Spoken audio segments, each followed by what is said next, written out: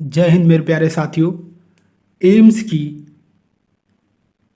CRE की जो exam complete हुई है, लगभग 50 पोस्ट पे जो एग्ज़ाम हुई है, उन सारे पोस्ट की क्या रिजल्ट हो सकती है, क्या कट ऑफ हो सकते हैं, कितने नंबर पे आप अपने आप को सेफ मान सकते हो, उस पर हम चर्चा करेंगे कि कितने आपने स्कोर किया है और क्या वो एनफ है आपको एक पोस्ट दिलाने के लिए। तो हम इसके ऊपर बहुत ही कॉन्साइज वे में, अधिक समय आपका ना वेस्ट करते हुए, मैं सीधे आपको कटअप पे ले चलूँगा।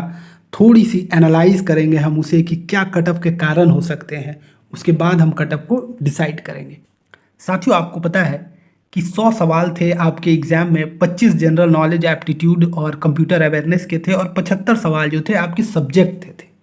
और टोटल जो थी 100 मार्क्स, 100 सवाल हो गए और उसके 4 मार्क्स थे हर सवाल के। तो टोटल 400 मार्क्स के आपके पेपर थी और इस पेपर को आपने 90 मिनट में दिया है, ठीक है।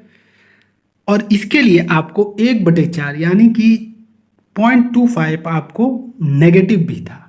यदि यानी कि आप 4 सवाल गलत करते हो तो एक सवाल के आपके मार्क्स डिडक्ट हो जाएंगे। ऐसा सिनेरियो था एग्जाम का। तो अब इन 400 नंबर में आपने कितना स्कोर किया है, उसके बेसिस पे हम कटअप को डिसाइड करेंगे।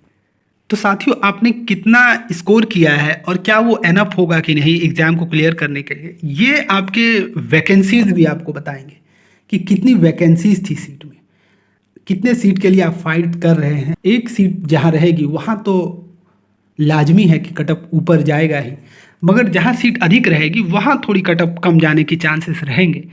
और जो कि पॉपुलर नहीं है जो पोस्ट, वो पोस्ट पे भी कटअप अधिक जाने के चांस होते हैं। जैसे कि मैं आपको बताऊं कि यहाँ आप देखो कि असिस्टेंट डाइटिशियन के 22 पोस्ट थे, असिस्टेंट एडमिनिस्ट्रेटिव ऑफिसर के 26 पोस्ट थे, जूनियर एडमिनिस्ट्रेटिव ऑफिसर के 743 पोस्ट थे। देखो इतनी अधिक पोस्ट थी, तो इस पर फॉर्म भी फिलअप अधिक होंगे इनके रिस्पेक्ट में। तो ये तो बात रही इसकी। और मैं आपको बताऊं तो असिस्टेंट इंजीनियर के 12 पोस्ट थे, असिस्टेंट इंजीनियर सिविल के 12 थे और इलेक्ट्रिकल के 11 पोस्ट थे। वही असिस्टेंट इंजीनियर एसीआर के देखो तो 9 पोस्ट थे, ऑडियोलॉजिस्ट की देखो तो 23 थे, इलेक्ट्रीशियन की देखो तो 18, गैस पंप मैकेनिक के 10 थे, लॉन्ड्री सुपरवाइजर के 9 थे, ओटी असिस्टेंट के 315 थे, फार्मासिस्ट ग्रेड 2 के 338 थे, कैशियर और जूनियर अकाउंट्स ऑफिसर के वही आप देखो जहां अधिक थे, जैसे CSSD टेक्नीशियन के 1 ही पोस्ट थे, मैकेनिक EM के 9 पोस्ट थे, डाइसेक्शन हॉल अटेंडेंट के 123 पोस्ट थे, लैब अटेंडेंट के 562 पोस्ट थे। ऐसे तो बहुत सारे पोस्ट हैं। मैं आपको अब इनकी क्या कटअप रहेगी वो मैं आपको बता देता हूँ। इतने सारे पोस्ट का तो आपको पता ही है, जिनको नहीं पता है वो नोटिफिकेशन में देख सकते हैं कि आपकी कितनी पोस्ट थी, उस हिसाब से कटअप बनेगी। तो मैं आपको अब सीधे कटअप की ही बात बताता हूँ। जिन्हें नहीं पता है वो एक लुक आप देख सकते हो।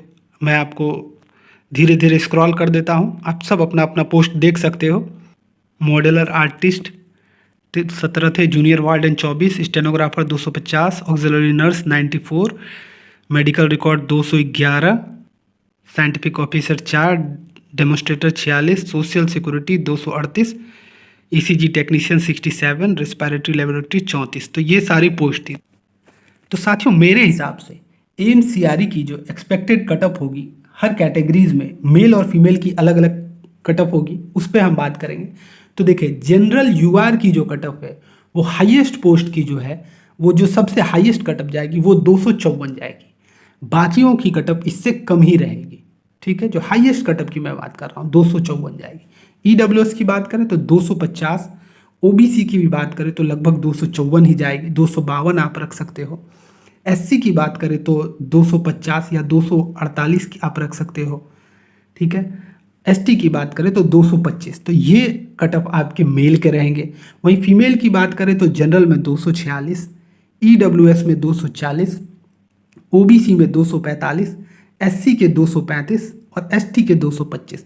तो इतना कटअप जिनको इतने मार्क्स आ रहे हैं, तो वो समझो कि आपकी एग्ज़ाम क्लियर होने के चांसेस 100% रहेंगे कि आपकी एग्ज़ाम क्लियर हो जाएगी, क्योंकि पेपर का लेवल भी अप था और 400 नंबर में आप 250 नंबर ला रहे हो, तो ये एक अच्छा स्कोर माना जाता है। तो जिनने भी इतना स्कोर किया है उन्हें मेरी पूरी शुभकामनाएं। जो इतना स्कोर नहीं कर पाए हैं वो अब अगले प्रयास में आप प्रयास करो। मगर इस बार जिन्होंने इतना स्कोर किया है मेल और फीमेल, उनकी आप एक सीट पक्का समझो आप।